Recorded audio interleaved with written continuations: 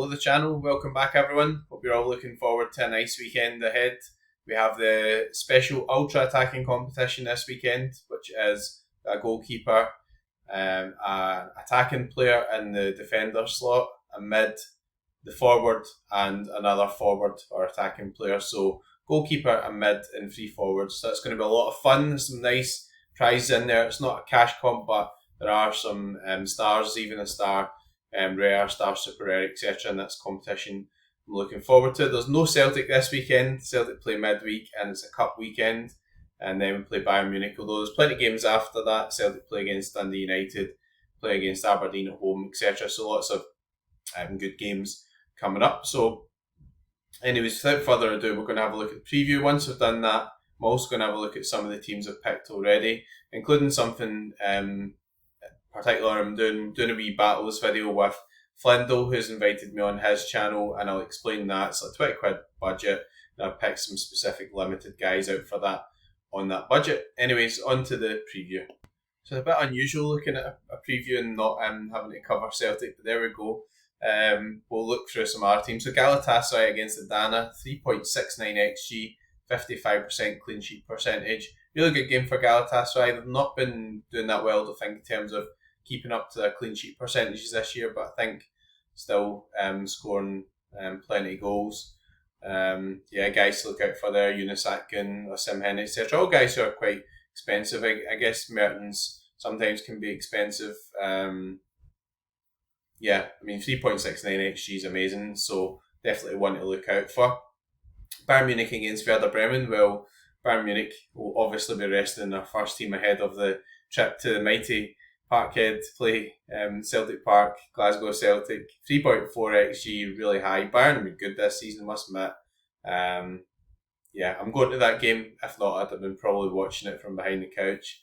PSV Eindhoven against Willem II. 3.1 XG, 58% clean sheet percentage. I've not been finding PSV that reliable on clean sheets of late. Boscagli's injured as well, so that's bad for them. So, real interesting one. They'll have some good attackers and everything there as well. If you have players or you have funds, then some good guys there for the ultra attacking. Dynamo Zagreb against Cybernik, 2.57 XG, 59 to 60% clean sheet percentage. Does look as if Kavlaina's back in there. Obviously, check the previews and everything. They weren't that great last weekend, but he did get the nod ahead of Zagreb, and also Nevestic is still out as far as I can see. So Kavlaina's really cheap now. I think he's had a rough spell, etc., but I really do think he's a good goalkeeper. Paris Saint-Germain against Monaco. Monaco have been Champions League team, so a hard team to call. Paris Saint-Germain do rotate a lot and everything, so not really a huge one to point out. Benfica against Morense is an interesting one. 62% clean sheet percentage, really high. 2.4 XG. I mean, Trubin, what can I say about him? Honestly, I left him out against Juventus and he was insane. They won 2-0 away against Juventus. The other weekends I've been playing him where he's been expected to have a good chance to have a clean sheet and he's been Johnny Rotten. So, anyway, if you have a Trubin, I think it's a good idea to stick with him this weekend. Just can't wait for that notification 5 minutes in and Sorare Deus is Anatoly Trubin's lost his clean sheet. Anyway, moving on. Feyenoord Rotterdam against Sparta Rotterdam. Sparta have been pretty poor this season. They were a wee bit better the last game, must admit. Played Mike Ahuijan or whatever, I can't see how you pronounce it, but played a bit better. I think Feyenoord probably too good for them. Feyenoord been a bit hit or miss this season. It is a derby, so there we go. But 2.28 XG and nearly 48% clean sheet percentage. Club Brugge, come back to them in a wee minute when we're going over the picks I've got for a wee video with Flindle, but I'm just going to go over the team quickly. I don't want to give away the game too much there, but 2.28 XG, 51% clean sheet percentage. We've got Salzburg back. Again, been pretty poor this season. Barcelona against Sevilla. Barcelona attack's been insane. I mean, I don't know if you really want to buy a Barcelona attack to run it in the ultra attacking right enough, but if you've got some of the classic guys there, been really good going forward. AZ's one I would have a look at. Troy Parrott did come off last game, so that's a guy I hold myself, so that's why he immediately comes to mind. But you'll see, I'll be using this at minions as well, who I've picked up in terms of the Challenger cash side of things. Utrecht, pretty good fixture. Anything else really standing out there? Lille, pretty good clean sheet percentage there. Universitario, 63%. I think they've got the current goalkeeper minted, so I guess you could look for a sort of cheap option there. Lazio have been pretty reliable at the back. Do quite like them as well, and nobody else really sticking out in terms of XG or expected goals. So, anyways, back to Sorare, and we'll have a look at what I've done sort of lineup wise, just as a quick overview. This is not going to be as long a video because I don't have obviously the Celtic preview to do, but there's no Celtic game, so that is why. Anyways, as promised, I'm going to go through a couple of the lineup selections I've made myself, just give people some ideas. Move myself over a wee bit to the left there as well because game week 52 was written right across my forehead. In goals, ultra attacking. Troy Parrott, I'm not sure, it's definitely going to play. A wee bit light on forward options this weekend, super rare wise. Griezmann against Real Madrid, I think, will do pretty well. Just because Real Madrid just not really got any defenders, so it doesn't appear in any charts or anything. But I think he'll definitely start. And Real Madrid don't have any defenders at the moment.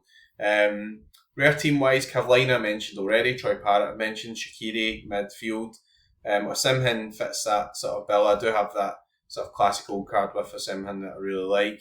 Got another rare ultra attacking team which I think looks really strong. You'll see if also favoured this over contender this weekend just because you can win stars and stuff in ultra attacking. This is my own ultra attacking team, so Carolina, Berardi, Shaqiri, Ryan Cherki, Nico Serrano. Nico Serrano is definitely one to look out for. He just went on loan to La Liga 2 or La Liga High Promotion. He was at Bilbao. When he was at Mirandes before in La Liga 2, he did very well. Don't want to go over this other ultra attacking team too much because I'm doing a separate video on that, so I'm not going to go through explanation or anything, but that is a team I've done in a £20 budget. Kaki and the Kuiper, everybody will probably know. Carlo Holtz, Jose Perez, and Brennan Diaz. Good luck to Flindle. Hope I smash him up. There is a forfeit involved. Whoever loses has to give away a card, which is fine.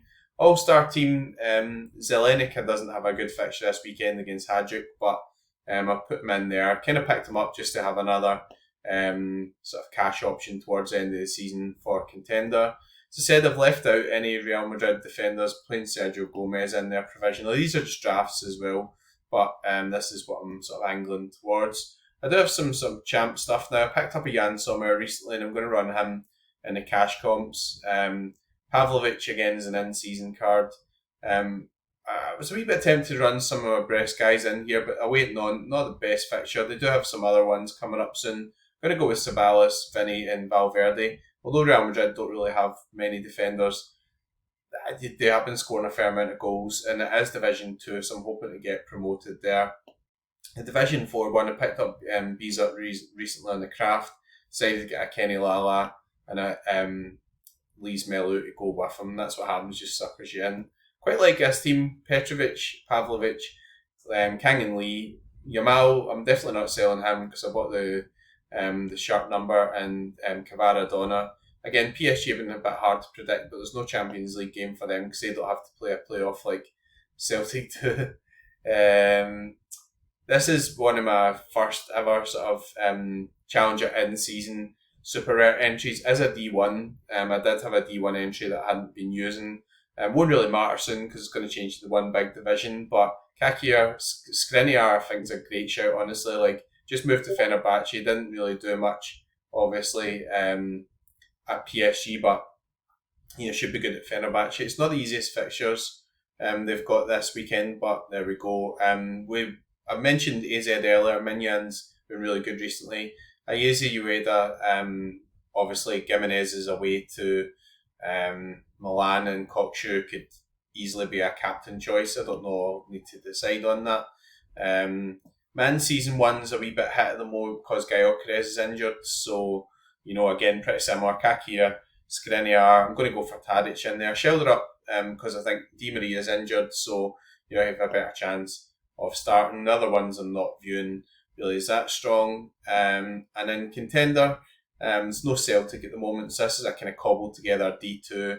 Armani and Montiel's been pretty good. Lucas Archard bought obviously recently. Alan Velasco I'm playing against Racing, which I don't really think is a particularly good fixture, but I just don't really have any other forwards left at that point because I'm using them all in the ultra attacking.